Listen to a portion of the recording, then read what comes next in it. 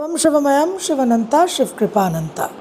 আমরা বৃহস্পতির ষষ্ঠ ভাবের উপর যে দৃষ্টি, অর্থাৎ বৃষ রাশি থেকে বৃহস্পতির পঞ্চম দৃষ্টি কালপুরুষের 6th হাউসের উপর যে প্রেরণ হচ্ছে, সেই কন্যা রাশির উপর কেতুর উপর যে দৃষ্টি প্রদান, সেটা নিয়ে আমরা আলোচনা করেছি যে কিভাবে আমাদের শত্রুবোধকে রূপান্তরিত করে আমরা একটা বিশেষ লাভবান হতে পারি। আমাদের 11th হাউস অ্যাক্টিভেটেড ওপেন হয়ে যেতে পারে এবং তার জন্য কি কি আমাদের জানা দরকার, বোঝা দরকার এবং করা দরকার।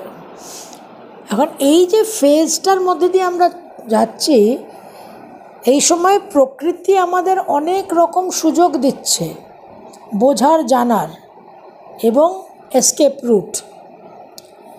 তো কুর্ম জয়ন্তী যে 23শে মে, যেটা নিয়ে আপনাদের আমি একটা ইনিশিয়াল ভিডিও উপস্থাপনা করেছি যে কিভাবে কি মন্ত্র সাধনা করবেন ইত্যাদি। তো কুর্ম জয়ন্তীর সঙ্গে একই দিনে আমরা পাচ্ছি বুদ্ধ পূর্ণিমা। এটা ভীষণ ভীষণ ক্রিটিক্যাল। এই কুর্ম জয়ন্তী আর বুদ্ধ পূর্ণিমার যে কনভার্জেন্সটা, এটা আমাদের নেক্সট স্টেপ ফরওয়ার্ড নিয়ে যাচ্ছে বৃহস্পতির কালপুরুষের 8ম ভাবের দৃষ্টির উপর এবং কালপুরুষের 10ম ভাবের দৃষ্টির উপর। আমি যে কথা আপনাদের সবসময় বলি, বারবার একটাই কথা পুনরাবৃত্তি করি যে কি শিখছি আমরা, হোয়াট ইজ আওয়ার লার্নিং। আমরা যদি পশু সুলভ আচরণই করি, যে যা রাশিফল এলো জীবনে সেটাকেই ভোগ করলাম, দুর্ভোগ হোক, দুর্ভাগ্য হোক, সৌভাগ্য হোক, আর তার বাইরে কিছু করলাম না, অ্যানিমালিস্টিক প্যাটার্নে চললাম, তাহলে তো এই মনুষ্য জনির কোনো মূল্য নেই এবং সেই পুনরাপি জন্ম হতে থাকবে। তো একটা ট্রানজিটকে, একটা গ্রহ সঞ্চারকে আমরা কিভাবে ইউটিলাইজ করব, সদ্ব্যবহার করব, সেটা হচ্ছে সবচেয়ে গুরুত্বপূর্ণ এবং সেটাই জ্যোতিষ। তো এই ষষ্ঠ, অষ্টম আর দশমের উপর যে বৃহস্পতির দৃষ্টি থাকবে একটা বছর, এটাকে যদি আমরা ইউটিলাইজ করতে পারি, তাহলে আমরা একদম রুট কজ ট্রিটমেন্ট করতে পারবো এবং যে সমস্ত বিষয়গুলো নিয়ে আমাদের দৈনন্দিন ঘাত প্রতিঘাত চলে, সংগ্রাম সংঘাত চলে, সেগুলো অনায়াসে আমরা ডিল করতে পারবো। আমাদের এই বৃহস্পতির ষষ্ঠ ভাবের উপর দৃষ্টির নিয়ে যে আলোচনা, তাতে সায়নদীপ রায়চৌধুরী খুব অ্যাক্টিভ একজন দর্শক, ভিউয়ার। উনি দুটো খুব সুন্দর কমেন্ট করেছেন যে জীবনে অর্থই সব, মানি ইজ এভরিথিং, টাকা দিয়েই আমি শত্রুকে কিনে নিতে পারবো। আর দ্বিতীয় কমেন্টটা করেছেন যে মেয়ের বাবা আমার সঙ্গে মেয়ের বিয়ে দিতে চায় না, তাই সে আমাকে মিথ্যে কেসে জড়িয়ে দোষারোপ করে আমাকে জেলে দিতে চায়, একটা পুলিশ কেস করে। আমি কি সেখানে নিজের আত্মরক্ষা করব না, নিজেকে ডিফেন্ড করব না, জেলে গিয়ে বসে থাকব? তো এই প্রশ্নগুলো অত্যন্ত গুরুত্বপূর্ণ প্রশ্ন। এটা পুরো মানব জাতির মনের প্রশ্ন। এগুলো তো অবশ্যই আমরা উত্তর দেব, অনেকটা সময় লাগবে, যে সময়টাও আপনাদের একটু ধৈর্য ধরে উত্তরগুলো শুনতে হবে। তো আমরা ষষ্ঠভাবে যে শত্রুবোধ, যে আমার কর্মের সমস্ত ফল আমি পাচ্ছি, যে সমস্ত মানুষ আছে চারিদিকে তাদের আমি শত্রু বলে মনে করছি না, তারা শুধুমাত্র নিমিত্ত। এই যে থিঙ্কিংটা, এই থিঙ্কিংটাতে আমাকে যেতে হবে। তার জন্য আমার কি প্রয়োজন? আমার প্রসেসিংটা চেঞ্জ করতে হবে। কম্পিউটারে প্রসেসরের কাজটা কি সবচেয়ে গুরুত্বপূর্ণ, যে মাদারবোর্ড, যে সেন্ট্রাল প্রসেসিং ইউনিট, এত দামি দামি সব ইন্টেল অ্যামোলেড নানান রকম আজ এই কাল ওই ডেভেলপ হচ্ছে, শুধু প্রসেসর ডেভেলপ হচ্ছে যাচ্ছে। কেন? কারণ ডেটা ইনফরমেশনকে কিভাবে রিসিভ করছি আমি, দ্য কন্ট্রোলার, সেন্ট্রাল কন্ট্রোলার, যে আমার ব্রেন, আমার মাইন্ড।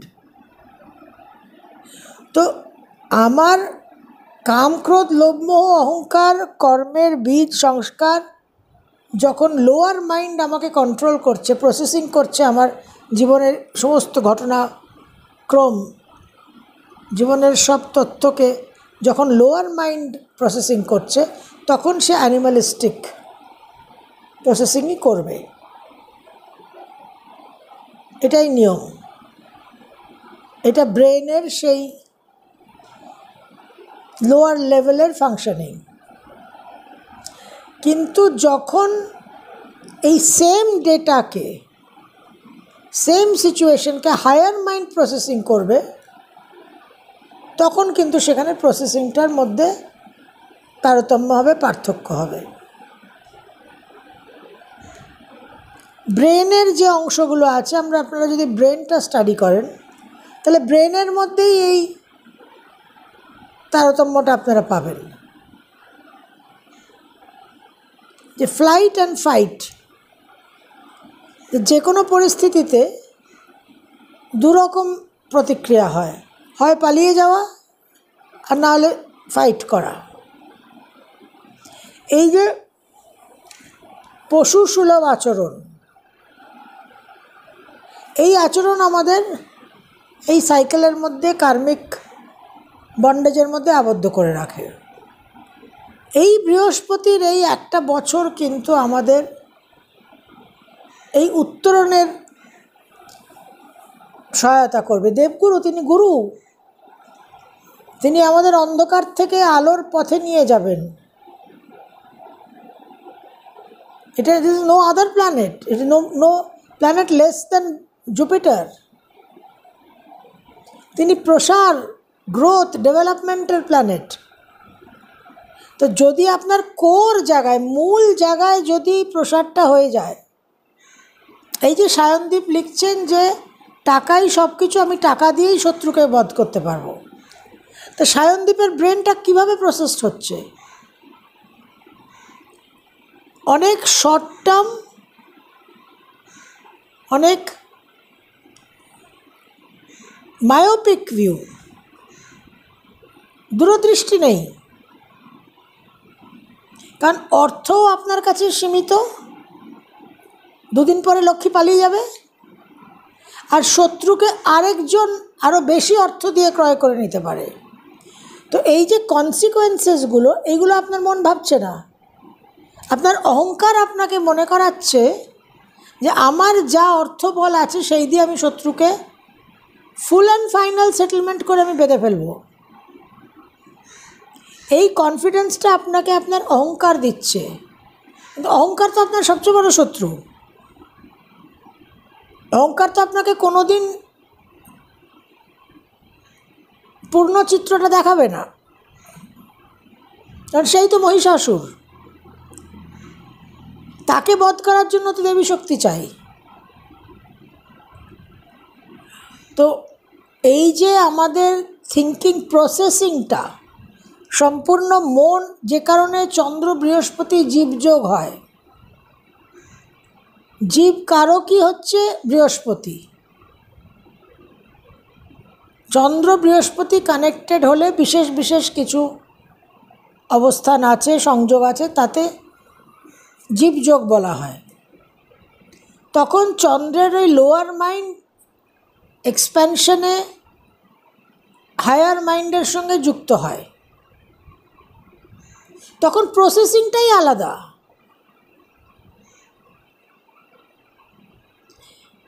হিংস্র জন্তু যারা জঙ্গলে থাকে, সে একটা মানুষকে দেখলে তার যে প্রসেসিংটা হবে, আর যারা গৃহপালিত জন্তু, তারা মানুষকে দেখলে আরেক রকম প্রসেসিং হবে। একটা গরু বা ছাগল বা ঘোড়া বা কুকুর বা বেড়াল, এরা যারা ডোমেস্টিকেটেড হয়ে যায়, এরা সেইভাবে আক্রমণ করবে না সচরাচর মানুষকে দেখলে। কিন্তু একটা বাঘ, সিংহ, ভাল্লুক, হাতি, জঙ্গলে যারা এই সমস্ত যারা ওয়াইল্ড অ্যানিমালস, তাদের ন্যাচারাল প্রসেসিং হচ্ছে আক্রমণ করা। আক্রমণের প্রবৃত্তি, যে কারণে তারা হিংস্র, এটা তার ন্যাচারাল প্রসেসিং। ওই প্রসেসিংটা ডোমেস্টিকেটেড অ্যানিমালের মধ্যে চেঞ্জ হয়ে যাচ্ছে। এই প্রসেসিংটা একই জিনিস, একই ইমোশন, একই পরিস্থিতি। একজন মানুষ শত্রুতার সম্মুখীন হচ্ছে, আপনার বাড়িতে, আপনার জয়েন্ট ফ্যামিলিতে আপনার ভাসুর, জা, দেওর ইত্যাদি, তাদের সঙ্গে দৈনন্দিন একটা ক্ল্যাশ। সেই প্রসেসিংটা আপনাকে চেঞ্জ করতে হবে। এই প্রসেসিংটা আমাদের পক্ষে চেঞ্জ করা খুব ডিফিকাল্ট, গুরু সহায় না হলে। এখন আমরা সেই গুরুর সহায়তাই পাচ্ছি, এবং প্রসেসিংটাই মন্ত্র সাধনার মাধ্যমেই পরিবর্তন হয়। এই জন্য মন্ত্র ব্যবহার কিসের জন্য? মননাথ ত্রয়তে ইতি মন্ত্র। মনকে যে ত্রাণ করে, মনকে যে বাঁচায়, rescue operation for the mind. তা মনের ত্রাণ কিসের জন্য প্রয়োজন? মনকে রেস্কিউ কেন করতে হবে? কোথা থেকে রেস্কিউ করতে হবে? মনের যে প্রসেসিংটা, কামক্রোধ লোভ মোহ অহংকারকে মন যেভাবে প্রসেস করে, শুম্ভ নিশুম্ভ মধুকৈটব মহিষাসুর চণ্ডমুণ্ড, এই সমস্ত যে দানবরা, যে অসুররা, তারা যে আমাদের অস্তিত্বর মধ্যে প্রভাব বিস্তার করে আছে, তারা যে কর্তৃত্ব করছে, তাদের দমন করে আমাদের প্রসেসিংটাকে চেঞ্জ করতে হবে।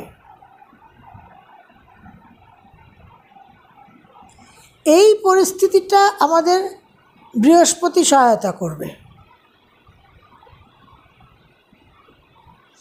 এবং এই যে বুদ্ধ জয়ন্তী, বুদ্ধ পূর্ণিমা, এটা ভীষণ সিগনিফিক্যান্ট, তাৎপর্যপূর্ণ। কারণ রাজপুত্র সিদ্ধার্থ একেবারে একটা ক্লোজড এনভায়রনমেন্টে বড় হয়েছে। তার পিতা রাজা সুধোধন তাকে আগলে রেখেছে, যাতে কোনোভাবে তার উপর কোনো সেরকম প্রভাব বিস্তার না হয়, যাতে সে রাজত্বকে পরিহার করে একটা তপস্বীর জীবন গ্রহণ করে, যেটা তার জীবনের জন্য একটা ইনিশিয়াল ভবিষ্যৎবাণী ছিল বিভিন্ন জ্যোতিষাচার্যর, যাদের কাছে রাজা সুধোধন সিদ্ধার্থর জন্মকুণ্ডলী দেখিয়েছিলেন। এই জন্য রাজা সুধোধন তার সন্তানকে, রাজপুত্রকে একদম আগলে রেখেছিলেন, রাজপ্রাসাদ থেকে বেরোতে দিতেন না। তো যেদিন তিনি বেরোলেন, জরাব্যাধি মৃত্যু দেখে সিদ্ধার্থর মন সেই দৃশ্যগুলোকে কিভাবে প্রসেস করলো, এটাই ইম্পর্ট্যান্ট। রাজপুত্র সিদ্ধার্থ কিন্তু রাজপ্রাসাদে ফিরে এসে বিভিন্ন পণ্ডিতদের, জ্যোতিষাচার্যদের, পুরোহিতদের ডেকে কোনো হোম যজ্ঞ করে নিজেকে বেঁধে ফেলার প্রয়াস করলেন না, যাতে তার জীবনে জরাব্যাধি মৃত্যু প্রবেশ করতে না পারে। এইভাবে কিন্তু তার মন প্রসেস হলো না। সিদ্ধার্থ, রাজপুত্র সিদ্ধার্থ এটাই ভাবলেন যে এই যদি জীবনের পরিণতি হয়, তাহলে জীবনের প্রকৃত অর্থ কী আমাকে সেটা বার করতে হবে, জানতে হবে। এই যে ডিফারেন্স, এই যে পার্থক্যটা প্রসেসিংয়ের, এই প্রসেসিংটা আমাদের জন্য মন্ত্র সাধনা। মননাৎ ত্রয়তে ইতি মন্ত্র, মনকে যে রক্ষা করবে, বার করে আনবে। এই অ্যানিমালিস্টিক প্রসেসিং, আক্রমণের প্রবৃত্তির প্রসেসিং থেকে যে প্রক্রিয়া আমাকে বার করে আনবে, যে টুল, যে ইনস্ট্রুমেন্ট, যে অস্ত্র আমাকে বার করে আনবে, সেটাই হচ্ছে মন্ত্র।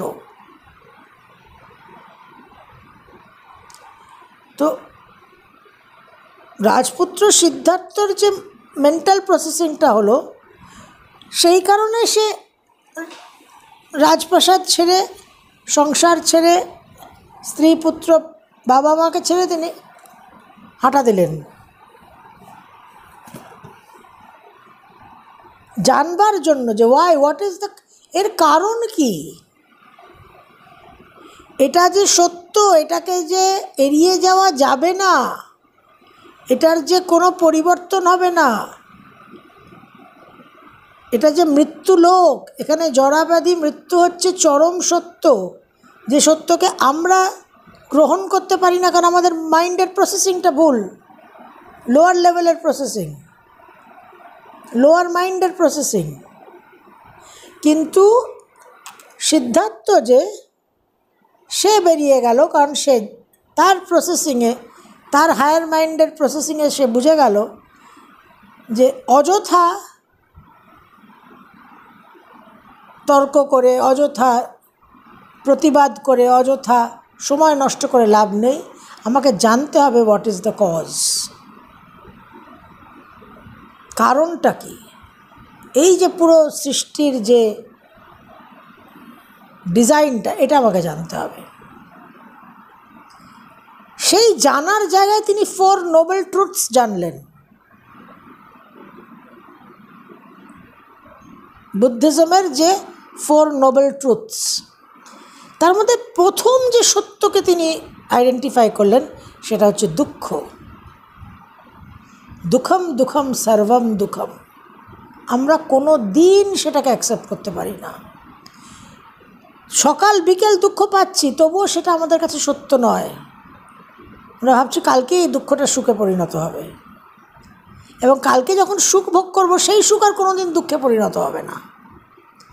আমাদের প্রসেসিংটা তো ফল্টি, ডিসফাংশনাল প্রসেসর। আমাদের ব্রেনের যে প্রসেসিংটা, সেটা যদি প্রসেসর করে কম্পিউটারে লাগিয়ে দেওয়া যায়, সারা পৃথিবীর সমস্ত কাজ ওলটপালট হয়ে যাবে, ভয়ঙ্কর সর্বনাশ হবে। There will be global disaster. প্রতিটা মানুষের যে প্রসেসিং, যে আমাদের যে মেন্টাল প্রসেসর, সেটাকে যদি কোনোভাবে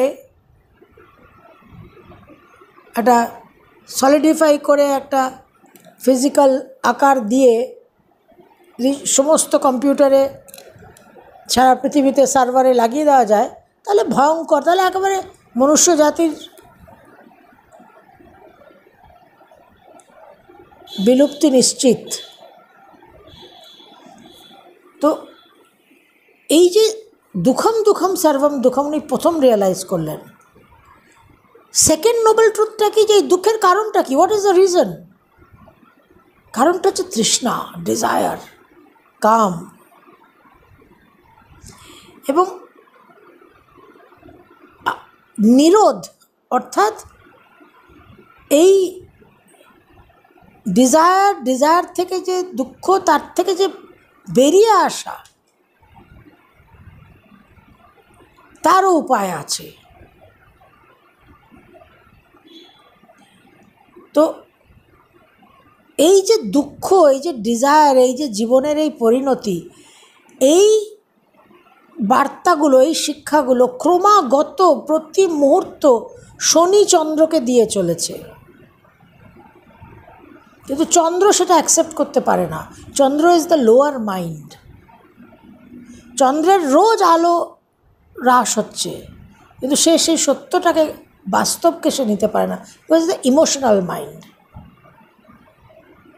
কিন্তু এই মনেরই যখন পরিবর্তন হবে তখন এই মনই কিন্তু সেটাকে অ্যাকসেপ্ট করতে পারবে, গ্রহণ করতে পারবে। গৌতম বুদ্ধর জন্মছকে চন্দ্রের উপর বুধ আর কেতু বাদে, কেতুর এমনিতেই দৃষ্টি গণ্য হয় না, আর বুধের পজিশনটা সেইভাবেই আছে,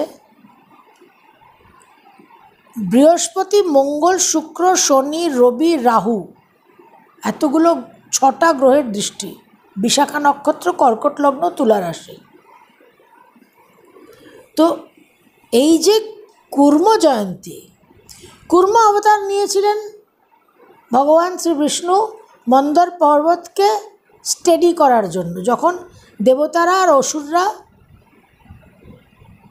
অমৃত লাভের জন্য সমুদ্র মন্থন করেছিলেন। তো এই যে সমুদ্র মন্থন, এটা আমাদের মনের মন্থন, মনের প্রক্রিয়া, the processing of the mind. তো যা কিছু হচ্ছে তার বেস আধার যদি বিষ্ণু তত্ত্ব হয়, ঈশ্বর তত্ত্ব হয়, তখন আপনি একটা স্টেবিলিটির মধ্যে থাকবেন। ওই বিষ্ণু তত্ত্ব, ঈশ্বর তত্ত্ব যখন আপনার সমস্ত প্রসেসিংয়ের আধার হবে, অ্যাঙ্কারিং হবে, তখন আপনার অমৃত লাভ হবে। কিন্তু অমৃত লাভ হওয়ার আগে প্রথম যে আউটকাম সেটা হচ্ছে হলাহল। সেই হলাহল পান করতে হবে। প্রতি বছর শিবরাত্রি, প্রতি সোমবার, শ্রাবণ মাসের প্রতিদিন শিবের মাথায় আমরা জল ঢালছি, কিন্তু শিবতত্ত্বর যে মূল বিষয়, যে জীবনের হলাহলকে পান করা, 6th হাউস, হলাহল কি না, আমার কর্মের যে ফলটা, এটা যে আমি আমার জীবনের পরিস্থিতির কারণ, এই যে হলাহল, এই যে বিষটা, এটা আমরা কেউ পান করতে চাই না। Everybody wants to go to heaven, but nobody wants to die. এই যে দেবাদিদেব মহাদেব হলাহল পান করেছিলেন, এর অর্থ আমাদের জন্য কি? What does it mean for us? পৌরাণিক কাহিনীতে আমরা যে বিষয়গুলো দেখছি, তার তাৎপর্য, তার যে মূল্য, তার ভ্যালু আমাদের জীবনে কি? আমাদের জীবনে এই যে 6th হাউসের যে প্রথম কর্মের সিদ্ধান্তর যে প্রথম সূত্র, যেটা আপনাদের 6th হাউসের জুপিটারের ইনফ্লুয়েন্সের জন্য বলেছিলাম, যে আমার জীবনে যা কিছু ঘটেছে, যা কিছু ঘটছে এবং যা কিছু ঘটবে, each and everything is my own creation. I am the creator of my destiny. আমার যা আমায় বান মেরেছে, আমার কলিগ, সহকর্মী আমাকে বেঁধে দিয়েছে, শত্রুরা আমাকে সব ছুমন্তর করছে, তুকতাক করছে, দুনিয়ার লোক আমার ক্ষতি করছে, ওকে, আমরা যদি এ কথাটাও মেনে নিই আর্গুমেন্ট সেক, তর্কের খাতিরে, তাহলে সেই প্রভাবগুলো আমার উপর প্রভাব বিস্তার করতে পারছে কেন? কারণ আমার ইমিউনিটি নেই।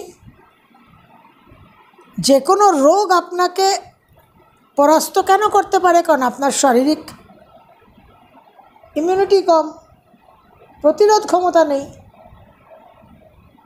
আপনি যেদিক দিয়েই দেখুন, লজিক্যালি বাস্তব দেখলে আপনাকে নিজেকেই কিন্তু ভাবতে হবে সেই জায়গাটা। তো এই যে হলাহল পান করাটা, ইট ইজ ভেরি ইম্পর্টেন্ট। এটাই কর্মসিদ্ধান্তের প্রথম সূত্র। তাহলে এই যে গৌতম বুদ্ধর এই জন্মতিথি, বুদ্ধ পূর্ণিমা এবং কুর্ম জয়ন্তীর যে কনভার্জেন্স একই দিনে, it is very very significant. শনির যে চন্দ্রের সঙ্গে ক্ল্যাশটা, এই যে 7.5, এই যে ঢাইয়া, হোয়াট ইজ স্যাটার্ন টিচিং আস? দুঃখম দুঃখম সর্বম দুঃখম। এই আমরা যে ব্লিস, যে আনন্দকে চাইছি, যেটা আমাদের স্বরূপ, সেটা তো শরীরে হবে না। শরীর তো নশ্বর, ওই প্রসেসিংটাকে চেঞ্জ করতে হবে।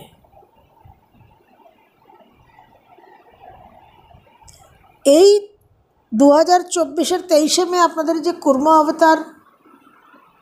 অবতরণ দিবসের যে মন্ত্র সাধনাটা দিয়েছি, যে শনির যে